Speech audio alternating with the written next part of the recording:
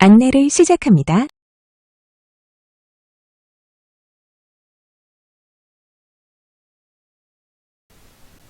안녕하십니까, 휴렉스입니다. 오늘 영상을 두 개 올릴 예정은 없었는데요. 아무래도 이제 얼마 전에 이야기했던 기본 예탁금 관련된 뉴스가 나왔어요. 그래서 또 제 채널에 원유 관련돼서 이제 관심을 가지고 계신 분들이 워낙 많으니까 이 부분에 대해서는 지금 좀 알려드려야겠다 싶어서 이제 잠깐 영상을 켰고요. 긴 내용은 아닐 거니까 같이 들어주시면 될 것 같습니다. 일전에 그 원유 관련해서 이제 너무 과도하게 이제 그 거래가 들어가니까 예탁금, 기본 예탁금을 1,000만 원 신설하려고 했다라는 뉴스가 처음에 있었고, 여기에 이제 레버리지와 인버스도 포함해서 진행할 거다라는 뉴스가 있었죠. 그래서 제가 사실 이거는 어느 정도 겁주려고 하는 거고, 원유는 사실 과열된 게 맞기 때문에 그렇게 할 수도 있겠지만, 원래는 그것도 사실 애매하긴 하지만 어쨌든 원유는 할 수 있더라도 레버리지, 그냥 지수 추종하는 레버리지나 인버스는 사실상 이거는 말도 안 되는 거고 하면 안 되는 거고, 이제 금융위에 워낙 똑똑한 사람들 많으니까 아마도 이거는 안 할 거다 이렇게 말씀을 드렸었는데 하네요. 여기 있는 주식시장에서 퇴출이라는 게 제가 정한 제목이 아니라 그 뉴스를 그대로 제가 붙인 거예요. 야, 진짜 저도 어이가 없기는 한데 이러면은 선물과 ETF를 구분하는 의미가 사실상 거의 좀 유명무실해지죠. 그리고 이게 뭐 1,000만 원 밖에 안 되는데 뭐 어떻냐 이렇게 이야기를 할 수도 있지만 이 1,000만 원이냐 2,000만 원이냐 이렇게 중요한 게 아니고, 사실 뭐 1,000만 원 했는데 이제 소용없으면 2,000, 3,000 올릴 수도 있겠죠. 뭐 근데 어쨌든 금액이 중요한 게 아니라 이거를 설정을 했다라는 것 자체가 되게 중요한 거예요. 지금 이걸 설정함으로써 이제 진입하지 않은 사람들은 어쨌든 마음의 부담을 가지게 되는 거고, 지금 여기에 들어와 있지, 이 시장에 들어와 있지 않는 사람들이 보기에는 아니 국가에서 저렇게까지 할 정도면은 저게 정말 위험한 상품인가 보네 이렇게 생각을 할 거라는 게 되게 위험한 거예요. 사실 이제 투자에는 액티브 투자랑 패시브 투자라는 게 있는데 이 지수를 추종하는 거는 패시브라고 부르거든요. 다들 이제 와우 같은 거 해보셔서 아시겠지만, 아니요, 게임 같은 거 해보면 액티브 스킬이 있고 패시브 스킬이 있잖아요. 이제 액티브 스킬은 내가 눌러야지 나가는 거고 패시브 스킬은 항상 이제 수동적으로 이제 깔려 있는 건데, 사실상 지수는 패시브라고 분류되어 있는 게 그만큼 개별 주식에 비해서 변동이 적고 이게 안전하다고 판단되기 때문에 패시브라고 하는 거예요. 솔직히 지금 저희 코스닥 같은 경우에 실제로 어마어마하게 테마주들 막 사실 많잖아요. 옛날부터 많았고. 근데 그것보다 얘네가 얼마나 위험한지 사실 잘 모르겠지만, 당국은 그동안 많이 해왔던 정말 안전한 뭐 대선 테마주, 뭐 계절 테마주, 바이오 테마주 같은 코스닥만 열심히 하라고 하는 이야기인 것 같습니다. 뭐 어쨌든 저는 그 팩트만을 전달하는 게 기본인 사람이니까 우선 열받는 거는 잠깐 접어두고 어떻게 진행되는지를 보겠습니다. 기본 예탁금은 1,000만 원 설정한다고 하네요. 이게 아마 선물 옵션이 1,000만 원일 거예요. 이제 그거랑 똑같은 기준을 잡은 것 같아요. 왜냐면 그거보다 넘으면 진짜 배보다 배꼽이 커지는 거니까. 뭐 위에 있는 내용들은 뭐 그냥 그렇다는 거예요. 한 배 추종은 뺀다는 겁니다. 저희 이제 그 국내 주식이라고 해가지고 세금이 이제 15.4%안 붙는 ETF가 있어요.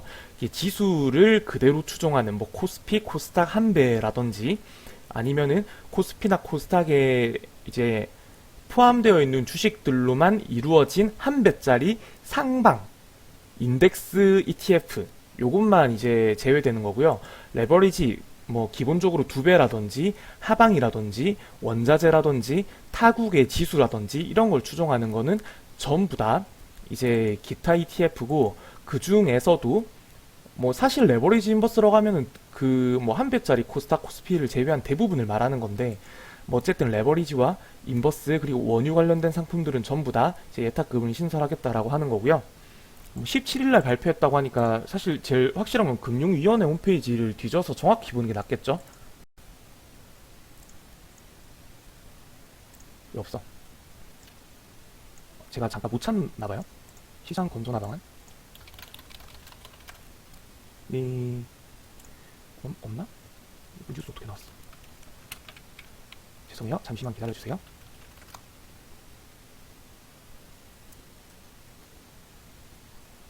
없네요? 왜 없죠?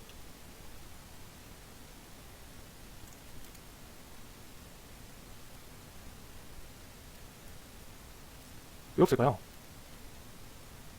지금 17일날 발표했다고 했기 때문에 이게 14일 거라서 여기 없을 확률이 높긴 한데, 그래도 혹시 모르니까 보자면 없네요. 일요일이라서 일을 안 했나 봅니다. 내일 정리해서 올릴 건가 봐요? 좀 공무원이라 이거 어쩔 수 없는 것 같고, 뉴스 기사로 한번 볼게요. 저도 저게 없을 줄은 몰랐는데 없네요.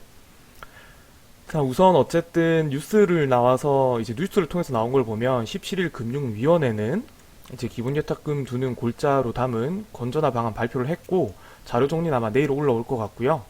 이제 진입장벽은 선물 옵션이 1000만 원이고 주식 워런트 증권 ELW 말하는 거죠. 이게 1500만 원인데 얘네는 이제 1000만 원.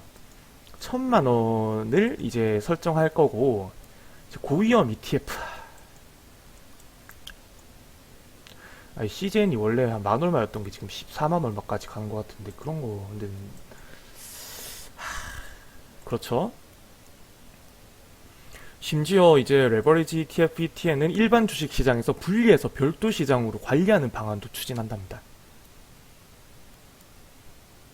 액면병합은 이제 이건 미국에서 사실 하고 있는 건데 너무 이제 가격이 작아지니까 올리는 거고, 요것도 뭐 이거는 여러 가지 이유가 있긴 하지만 뭐 이것도 일종의 진입장벽을 높이는 수단 중에 하나긴 하죠.